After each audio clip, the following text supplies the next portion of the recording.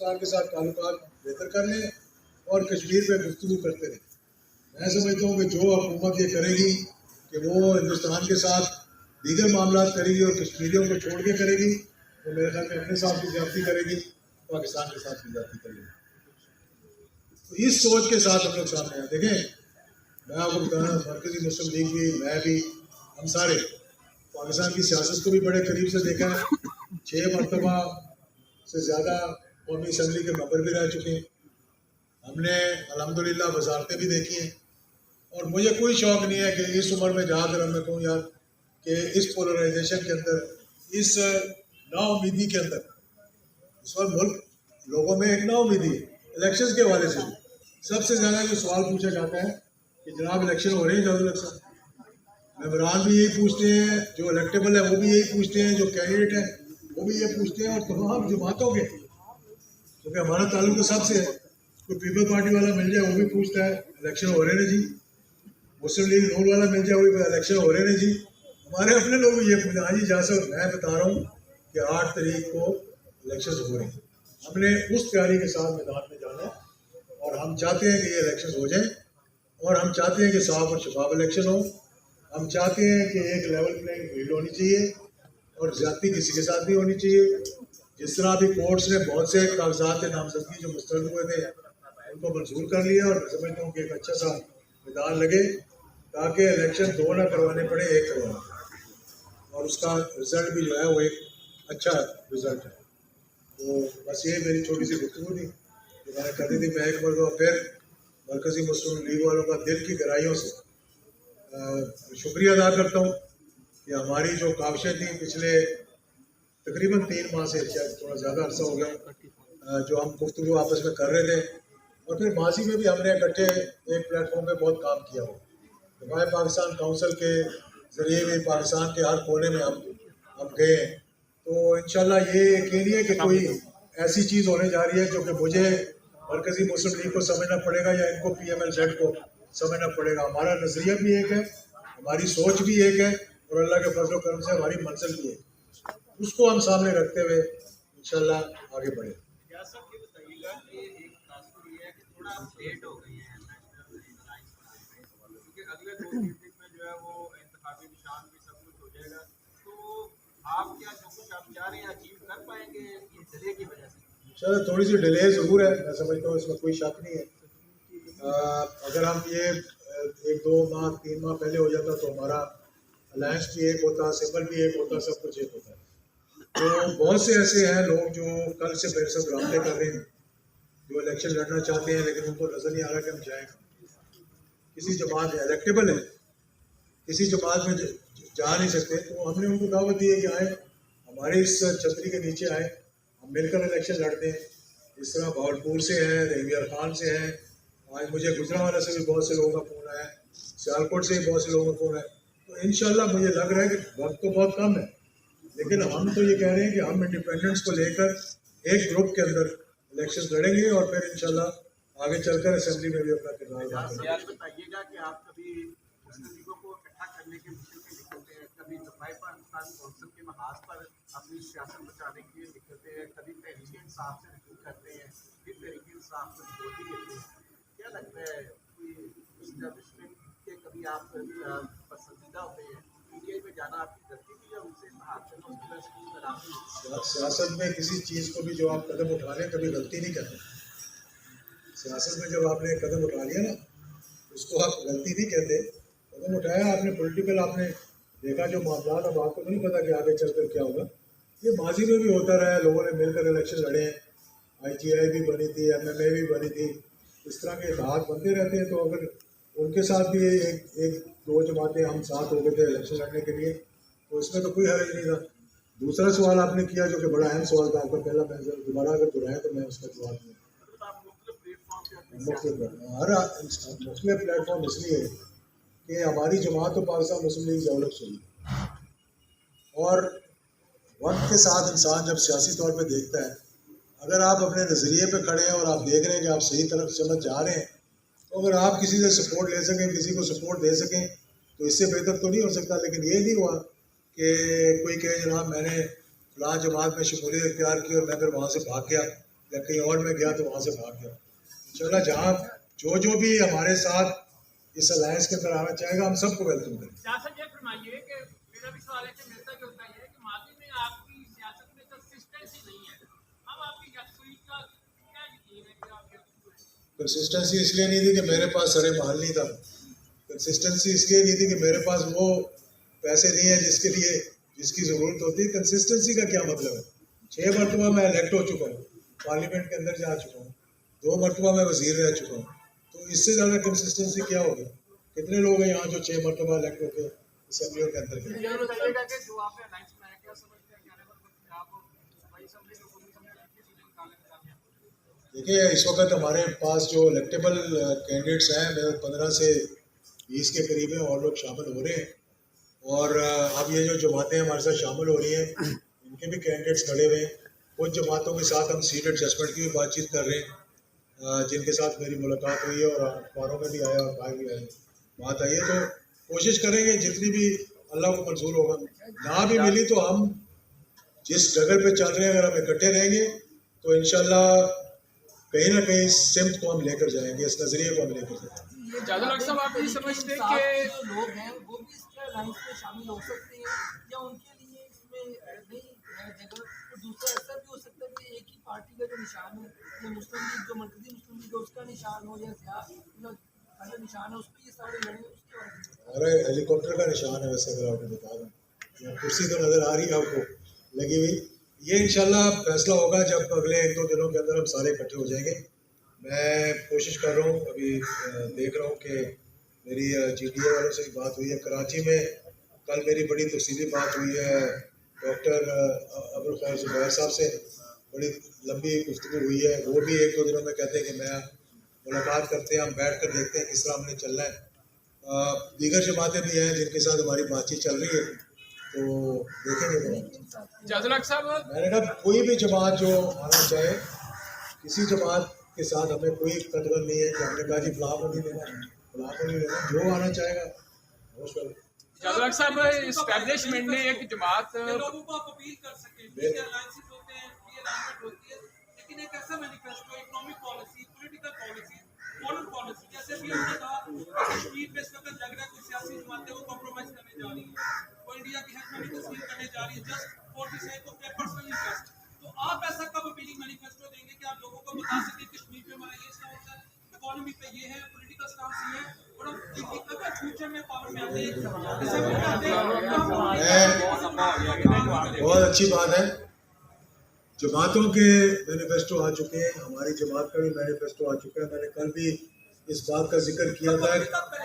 میں پبلک میں جس دن پرنٹ ہو کے آ جائے گا 2 دن اور لگیں گے, وہ پبلک بھی ہو جائے گا, اس پہ میں پریس کانفرنس بھی کروں گا. ہم نے یہ کیا ہے کہ ہم نے نہ صرف پرابلمس کو آئیڈینٹیفائی کیا, ہم نے سلوشنس بھی دی. ہم نے ہر ٹاپک, اکانومی اگر ہے اس کے ساتھ ایک پوزیشن پیپر لگایا ہے, فارن پالیسی ہے تو اس کے ساتھ ایک پوزیشن پیپر لگایا ہے. ہر ٹاپک کے ساتھ اگر گورننس کو ٹھیک کرنا ہے تو ہم نے اس کے ساتھ ایک پوزیشن پیپر لگایا کہ یہ کس طرح سے ہو سکتا ہے. بڑا ہم نے اس پہ محنت کی ہے. تو مینیفیسٹو آ جائیں گے. مرکزی مسلم لیگ کا مینیفیسٹو میں نے ابھی کل پرسوں میں آیا تھا تو میں نے دیکھا بھی, اس کو میں نے پڑھا بھی ہے. تو ہر جماعت کا اپنا پرابلم ہے, مینیفیسٹو کا پرابلم نہیں ہے جو سوال آپ پوچھ رہے ہیں. یہاں لوگ مارے جا رہے ہیں بیانیے پہ, بیانیاں بنانے کی کوشش میں مارے جا رہے ہیں. مینیفیسٹو تو اگر میں لا کر بھی دے دوں تو 25 صفحے 26 صفحے اگر ہوں گے تو شاید آپ اس کو پڑھیں گے بھی نہیں. لیکن بیانیہ میرا اگر میں 2 لفظوں میں بیان کر دوں گا تو آپ سب سنیں گے اس کو. جادو ڈاکٹر صاحب بلوچستان میں ایک باپ پارٹی جو ہے وہ بنائی گی اسٹیبلشمنٹ بیک. کہیں ایسا تو نہیں کہ آپ کو بھی پنجاب سے ایک باپ پارٹی بنانے کے لیے انہوں نے جو ہے وہ منتخب کر لیا ہے؟ دوسرا ذوالفقار علی بھٹو کا کیس جو ہے وہ چل رہا ہے, آج بھی سپریم کورٹ میں اس کی جو ہے وہ آپ کے والد صاحب جو ہے اس کے بڑا اہم کردار ہے, اس کو کس نظر سے دیکھتے ہیں؟ پہلی بات تو یہ میرے والد صاحب اس کا کوئی اہم کردار نہیں تھے. ملک میں اس وقت حکومت فوج کی تھی. فیصلہ کیا تھا عدلیہ نے, اور ہائی کورٹ کے اندر ایک سپلٹ ڈیسیجن آیا تھا 4-3 کا. اس کے بعد وہ سپریم کورٹ میں گیا کیس. اس کے بعد وہ ہائی کورٹ میں 5 ججوں نے ایک فیصلہ دیا تھا, سپریم کورٹ میں سپلٹ ڈیسیجن آیا تھا, ریویو میں 7 کے 7 ججوں نے کہا کہ یہ ٹھیک فیصلہ ہوا. سمجھ آئی آپ کو؟ سپریم کورٹ اس وقت ٹکرز کی تلاش میں بیٹھا ہوا ہے. جب ایک فیصلہ ہو جائے ہائی کورٹ سے, سپریم کورٹ سے, اس کا ریویو کلوز ہو جائے تو اس کیس کو آپ نہیں کھول سکتے. کانسٹیٹیوشنلی اس کیس کو آپ نہیں کھول سکتے. جس طرح آپ 62-63 کی بات کر رہے ہیں, جب تک کانسٹیٹیوشنل امینڈمنٹ نہیں ہوگی اس کی, آپ اس پہ بات نہیں کر سکتے. ایکٹ آف پارلیمنٹ سے آپ کانسٹیٹیوشن کو تبدیل نہیں کر سکتے. سپریم کورٹ جو ہے وہ انٹرپریٹیشن کر سکتی ہے, کانسٹیٹیوشن کو نہ بگاڑ سکتی ہے نہ بنا سکتی ہے.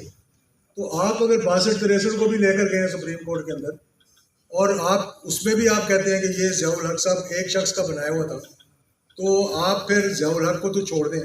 آپ 8ویں ترمیم کو نہیں مانتے, آپ کانسٹیٹیوشن کو نہیں مانتے, 85 کے بعد 88 کی حکومت کو نہیں مانتے, 90 کی حکومت کو نہیں مانتے, 93 کی حکومت کو نہیں مانتے, 97 کی حکومت کو نہیں مانتے, 2002 کے مارشل لاء کو نہیں مانتے, اس کے بعد 2013 کی حکومت کو نہیں مانتے, 2018 کی حکومت کو نہیں مانتے.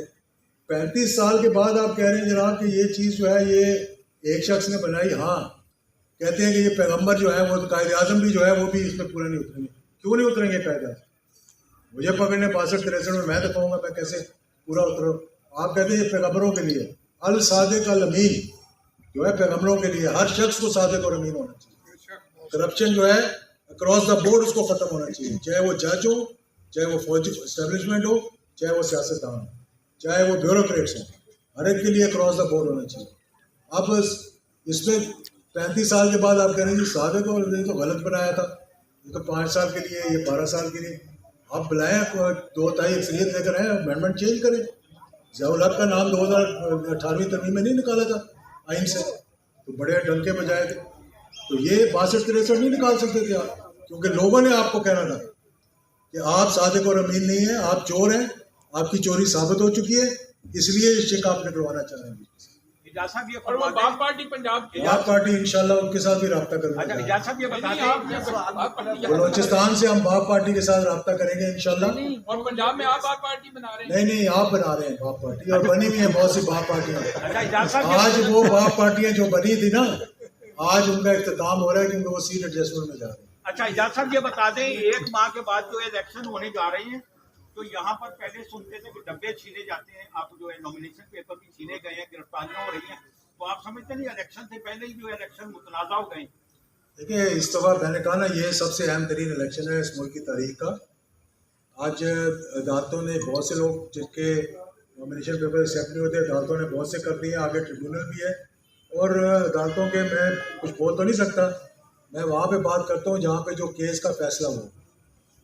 یہ کہہ رہے ہیں نا ابھی آج کھولا ہوا ہے, وہ میں نے آج اپنے پروگرام میں جو چلے گا اور خبر نامے میں بھی میں نے وہ نسیم حسن شاہ کی ویڈیو نکالی آرکائیوز کے اندر سے جس پہ یہ کیس بیس کیا گیا. کہتے ہیں نا جی نسیم حسن شاہ نے کہا تھا کہ یہ جو ہے وہ کیا کہتے ہیں اس کو دباؤ تھا. اس پروگرام میں نے وہ حصہ نکال کے دکھایا ہے جس میں نسیم حسن شاہ نے کہا, ڈائریکٹ سوال پوچھا گیا اس کو ایک ٹیلی ویژن کے پروگرام میں, ایک اینکر نے پوچھا کیا فوجی جرنیلوں کا آپ پہ کوئی پریشر تھا؟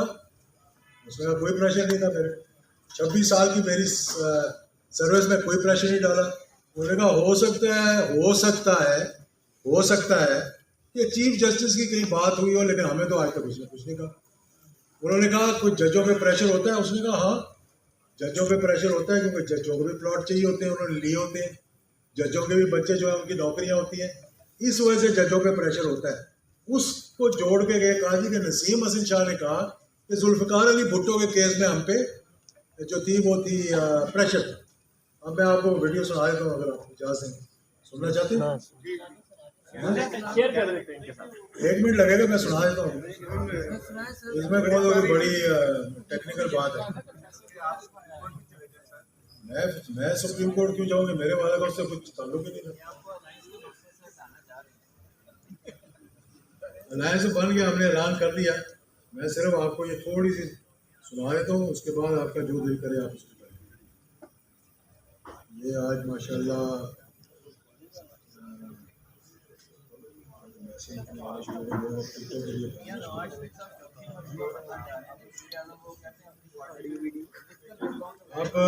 अब रिकॉर्ड तोड़ने के लिए 5वीं दफा बनना पड़ेगा, क्योंकि सीना वाजिद जो है आज 4थी दफा बन गया।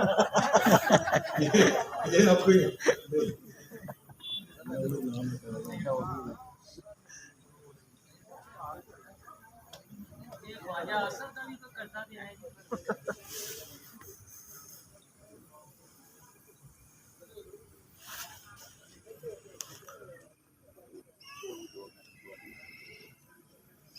कहना चाह रहे हैं कि वो पाकिस्तान की हसीना वाले नवाज शरीफ अच्छा चलें ठीक है, ये मैं आपको वैसे अभी सुना देता हूँ। इसके बाद मैं चाह रहा था कि यहाँ सुना देता ताकि इसकी कवरेज भी हो जाती, लेकिन चले ठीक है, आप इसको काम करें। मैं वैसे बता दें कि अच्छा जहाँ साहब ये बताएं कि आप मैं ना दस दिया जिसमें जर्नैल असरअंदाज हुए थे। नहीं मेरा नहीं ख्याल अगर तो किसी ने भी कहा कि इस तरह फैसला करो, इस तरह ना करो, हो सकता है चीफ जस्टिस से वो बात करते हो और वो थोड़ा बहुत इनडायरेक्टली हमसे कहते हो कि इस तरह कर लिया जाए तो बेहतर है। लेकिन मैं 26 साल सुपीरियर कोर्ट का जज रहा हूँ, मुझे एक दफा भी ये याद नहीं कि कभी किसी ने हमें कहा हो कि फैसला इस तरह करो, इस तरह ना करो। ये जज जो है वो खुद ही डर जाते हैं कि हमने पता नहीं जमीनें ली हुई है, हमारा बेटा मुलाजिम है, हमारा यानी अब आ रही है कन्फर्मेशन का मसला आ रहा है, ये है तो हमें फौजियों को नाराज नहीं करना। तो आपने भी लिया और सरी शाह जब वजीर बता दें कि इमरान खान ने एक आर्टिकल लिखा है और उसमें उन्होंने काफ़ी तफसीलात का इज़हार किया है कि एस्टेब्लिशमेंट जो है वो उनकी पार्टी को इलेक्शन से दूर रखना चाहती है और मुश्किलात और मसाइल खड़े किए जा रहे हैं। आप इसको किस नज़र से देखते हैं? क्या वाकया ही इस्टेब्लिशमेंट इसको के अगेंस्ट चल रही है और जो इमरान खान ने तफसीलात का इज़हार किया है वो इस्टेब्लिशमेंट के ऊपर ठीक है? जहाँ तक आर्टिकल का ताल्लुक है तो आर्टिकल तो खुद हुकूमत ने उसको मंजूर कर दिया। जब हुकूमत खुद ट्वीट करने शुरू कर देगी उस पर तो फिर हर कोई देखेगा कि इसके अंदर क्या है। तो जेल से तो हम भी लिख के भेज देते थे, बाहर कॉलम भी छप जाते थे और लोगों ने जेलों के अंदर किताबें भी लिखी हैं। तो आर्टिकल में जो उन्होंने लिखा है वो उनकी अपनी मर्जी है, उनका एक अपना पॉइंट ऑफ व्यू है, उस पर तो मैं तबसरा नहीं कर सकता क्या कहा है, मैंने पढ़ा भी नहीं। जहाँ साहब ये बताइए कि आप सीनियर सियासतदान हैं, उस वक्त आप तहरीक-ए-इंसाफ की छतरी के नीचे थे जब ये वाक़यात हुए 9 मई के। ऐसे ज़ाती हैसियत में बताइएगा जो लोग सारे वाक़यात में मुलव्वस रहे या जो इसमें किरदार थे उनको इलेक्शन लड़ने की इजाज़त होनी चाहिए? बिल्कुल नहीं होनी चाहिए। जो 9 मई के वाक़यात में मुलव्वस थे बिल्कुल उनकी इंक्वायरी होनी चाहिए, ट्रांसपेरेंट इंक्वायरी होनी चाहिए। ये एक दिन में नहीं हुआ, ये पूरा एक 5th जनरेशन वॉरफेयर थी जिसमें कि अवाम और अदारों के दरमियान में इख्तिलाफ पैदा करने के लिए पाकिस्तान के तमाम दुश्मन लगे हुए थे। तो कल्बिनेट वहाँ जाके हुआ जहाँ पे फिर गुस्सा निकालने के लिए वहाँ पहुँच गए। मैं ये कहता हूँ कि इसकी एक इंक्वायरी होनी चाहिए, साफ शफाफ होनी चाहिए और उसमें तयन करना चाहिए कि कौन लोग क्या माइंडसेट था, कौन लोग थे जिन्होंने ये किया। एक जगह नहीं हुआ था, हम तो एक जिना हाउस की बात करते हैं, 62 जगह पे लोगों ने हमला किया था। ये जाके मियाँ वाली सरगोदा से लेकर रावलपिंडी और फिर जिना हाउस ज़रा मशहूर हो गया इसलिए, और ये नहीं होना चाहिए था। हमने पहले दिन इसको कंडेम किया था, सब ने कंडेम किया, हर वतन पाकिस्तानी ने इसको कंडेम किया। इजाज़ साहब आपके बिस्मिल्लाहिर्रहमानिर्रहीम। एक सवाल है क्या इजाज़ साहब आपके भतीजे लगते हैं चौधरी मोनस लाही। कल आपके और गुलजार साहब की तस्वीर पर उन्होंने एक ट्वीट किया और ये कहा है कि नौबत यहाँ तक आ गई है। तो क्या कहेंगे कि कोई तरबियत का फ़र्क है कि बड़ों का एहतराम या चीज़ें या क्या उन्हें चीज़? मैं उनको कोई नहीं कहता, वो मैं 3 महीने खुद बाहर रह के हूँ सेल्फ एग्जाइल में, वो भी इस वक्त सेल्फ एग्जाइल में, इसलिए गुस्सा आ जाता है जब बाहर होते हैं। हाँ संधू साहब की गुफ्तगू के बाद सवाल ले लेते हैं बाकी के। ख्वाजा आसिफ का सवाल इसके बाद ले लेते हैं। ख्वाजा आसिफ का कोई कर्जा देना है आप लोगों ने जो बार बार जिक्र करते हैं और اور تھوڑا سا یہ بتا دیں کہ کیا یہ درست ہے بسم اللہ الرحمن الرحیم۔ کے دور میں میں یہ پلاٹ ملا آپ سے صرف گزارش کرتا ہوں کہ